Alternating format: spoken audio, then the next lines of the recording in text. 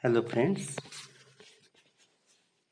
In previous lecture we already discussed effect of different electromagnetic radiations on molecular motions, and we already discussed when molecule is exposed to light from microwave region that causes that rotational excitations in molecule, and that results in rotational spectrum.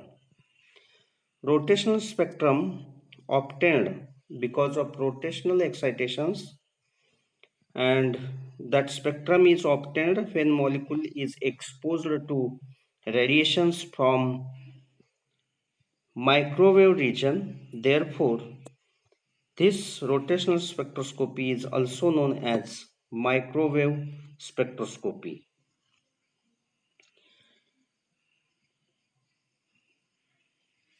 Those molecules whose dipole moment is zero, that is homodiatomic molecules like H2, Cl2, Br2, where dipole moment is zero, that molecules do not shows rotational spectrum. Therefore, that molecules are known as rotationally inactive molecules. While those molecules which shows positive dipole moment, which possesses permanent dipole moment, that are rotationally active molecules that able to shows that rotational spectrum, and that such type of molecules, that is HCl, carbon monoxide, heterodiatomic molecules where dipole moment is positive, that molecules shows only rotational spectrum, and that molecules are can be studied under this spectroscopy. During rotational motion, the bond length in molecule does not changes. Therefore, during rotational motion, molecule is considered as a rigid rotor. Then this one is we discuss here expression for moment of inertia of a rigid rotor. That is, rigid rotor is nothing but diatomic molecule.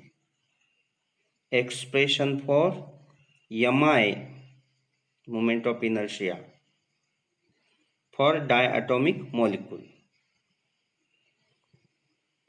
Consider molecule like HCl, where H is small atom and Cl is larger atom.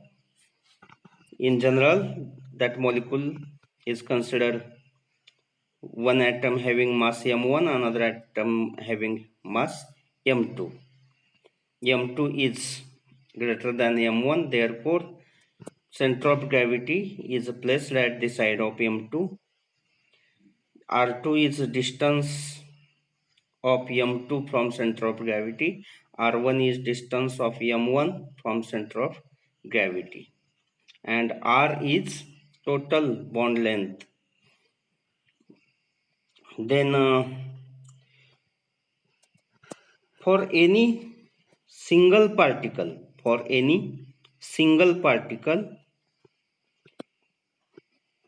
that possessing rotational motion, the moment of inertia for such single molecule is can be given as a mr square.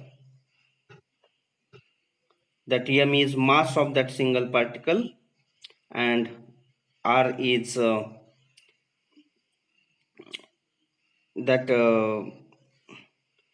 distance of that revolving particle from center of gravity. Then for diatomic molecule, there are two particles, two atoms. Therefore, moment of inertia I become I is equal to m1 r1 square plus m2 r2 square. Then that r is nothing but r is equal to r1 plus r2. Therefore, r2 is equal to r minus r1, and at the axis rotational axis, moment of both the atoms is equal. Therefore, we can write m1 r1 is equal to m2 r2. We are substituting values of r2, that become m1 r1 is equal to m2 in bracket r minus r1. By solving this, m1 r1 is equal to m2 r minus m2 r1. Therefore, rearranging m1 r1 plus m2 r1 is equal to m2 into r. Consider that m1 plus m2 common in bracket. Therefore, that become m1 plus m2 in bracket,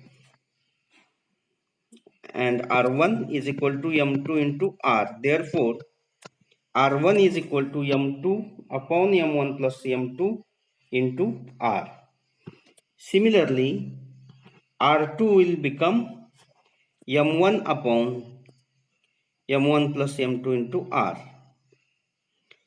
Substituting values of r1 and r2 in equation 1, that is, for diatomic molecule, we written I is equal to m1 r1 square plus m2 r2 square. In that equation, we substitute value of r1 and r2.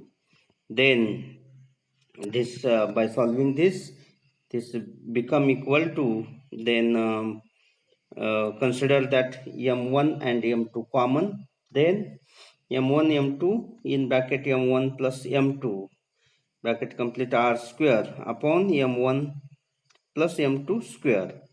Then this square will cancel this above bracket.